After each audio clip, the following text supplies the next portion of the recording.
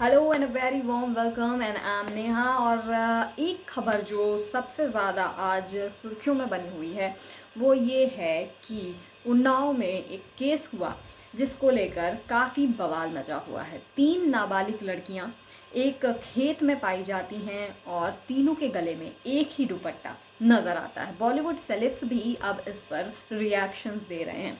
तीनों बच्चियां बेहोशी के रूप में मिली, लेकिन जब चेक किया गया तो दो उनको अस्पताल ले जाया गया तो दो उसमें से मृत पाई गई। ये अपने आप में एक चौंकाने वाली बात है, क्योंकि ऐसे केस लगातार आ रहे हैं, पहले हाथरस और अब उन्नाव। विपक्ष जो है वो लगातार कई तरीके के सवाल कर रहा है उत्तर प्रदेश सरकार से, लेकिन सबसे चौंकाने वाली जो बात है वो ये है कि फिर से एक बार जैसा हाथरस में हुआ था वही किया है उत्तर प्रदेश सरकार ने। मे भी वो क्या कहते हैं फैमिली की प्रोटेक्शन के लिए किया गया हो, लेकिन वहाँ पर कहीं ना कहीं एक सवाल ये उठता है कि आखिर फिर से मीडिया वालों को क्यों नहीं मिलने दिया जा रहा है।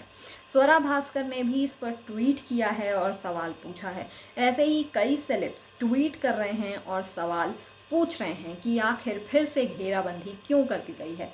उन्नाव के ज़िले में जहाँ पर ये कांड हुआ है, जहाँ पर ये केस हुआ है, वहाँ पर फिर से बैरिकेडिंग लगा दी गई और मीडिया वालों को क्या किसी को भी मिलने की कोई इजाज़त नहीं है।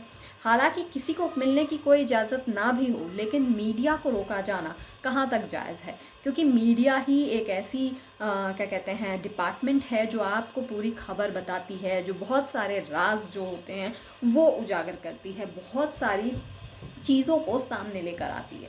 मीडिया के बल पर ही सारी चीज़ें खुलती हैं और आप तक पहुंचती हैं, लेकिन जनता को सच्चाई कैसे पता चलेगी कि इस केस में आखिर क्या हुआ, क्यों उन लड़कियों के साथ ऐसा किया गया या किसने किया।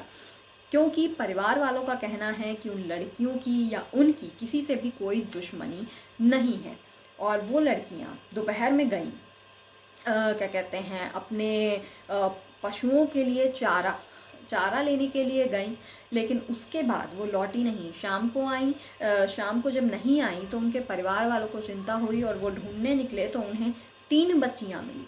उन 3 बच्चियों में से तीनों को अस्पताल ले जाया गया। दो मृत्यु हो चुकी थी, 2 की, और तीसरी जो है उसकी हालत बहुत नाजुक बनी हुई है। वो कानपुर के क्या कहते हैं रीजेंसी हॉस्पिटल में भर्ती है। फिलहाल वो अभी कुछ भी बोलने की हालत में नहीं है, लेकिन जैसे ही वो ठीक होगी तो जाहिर सी बात है कि वो सारा सच बता पाएगी। आई होप, और हम सभी ये होप कर रहे हैं कि वो जल्द से जल्द ठीक हो जाए, इतनी बोलने की स्थिति में आ जाए कि वो बता सके, क्योंकि वही एक चश्मदीद गवाह थी जो वहाँ मौजूद थी और वहाँ क्या हुआ, किसने किया, वो सब कुछ बता सकती है। अभी तक की जो जानकारी सामने आई है वो यही है कि लड़कियों को जहर दिया गया था, क्योंकि जो उनकी पोस्टमार्टम रिपोर्ट आई है उसमें यही कहा गया है कि लड़कियों को जहर दिया गया था। लेकिन ये जहर किसने दिया, क्यों दिया, ये सारे सवाल उठते हैं। वहीं परिवार के जो क्या कहते हैं उन्होंने जो बताया है वो काफ़ी अलग है, क्योंकि जो पीड़िता की माँ है उनका कहना है कि जो पैर हैं या हाथ हैं, जो शरीर है वो बंधा हुआ नहीं था, जबकि जो चाचा हैं उन्होंने कहा है, कुछ रिश्तेदार जो हैं वो कह रहे हैं कि नहीं, उनके पाँव बंधे हुए थे। तो यहाँ पर परिवार के भी जो उन्होंने बताया है, जो जवाब हैं उनमें मतभेद है। इसलिए पुलिस जो है लगातार जांच कर रही है, इसके लिए 6 टीमों का गठन किया गया है।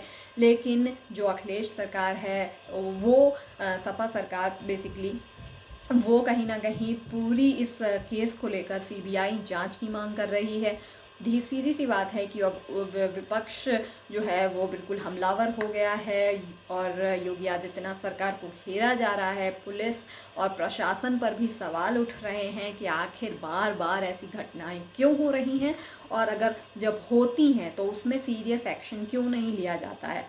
स्वरा भास्कर ने भी सीधे सीधे बोला है, स्वरा ने ट्वीट करके कहा कि क्या कहते हैं, इस उन्नाव के जो उन्नाव में देखने को मिला, इससे तो यही लगता है कि उत्तर प्रदेश का सरकार का ध्यान कहीं भी नहीं है, महिला सुरक्षा पर तो बिल्कुल भी नहीं है। उनका पूरा ध्यान जो है वो गाय और मंदिर बनाने में लगा हुआ है, तो महिला सुरक्षा पर उनका ध्यान कैसे जाएगा।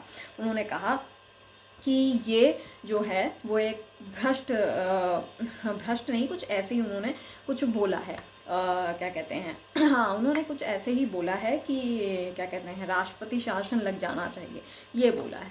तो बेसिकली इस पर सवाल बार बार उठ रहा है कि नज़रबंद क्यों कर दिया गया है पीड़ित परिवार को, क्यों मीडिया से मिलने नहीं दिया जा रहा है, क्यों क्या कहते हैं इतनी ज़्यादा बैरिकेडिंग कर दी जाती है, इतना पुलिस बल तैनात कर दिया जाता है, जैसे लगता है कि पता नहीं कहाँ से क्या मतलब ऐसा हो गया है या क्या ऐसा वहाँ चला जाएगा।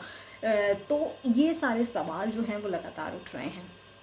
अब देखना होगा कि इस केस में नया क्या सामने आता है और कैसे पता लगता है कि ये जो 3 नाबालिग लड़कियों के साथ किया गया, ये आखिर किसने किया, क्यों किया, इसकी क्या वजह है, या फिर परिवार कुछ छुपा रहा है। जैसे ही कोई अपडेट आता है मैं जल्द हाजिर होती हूँ।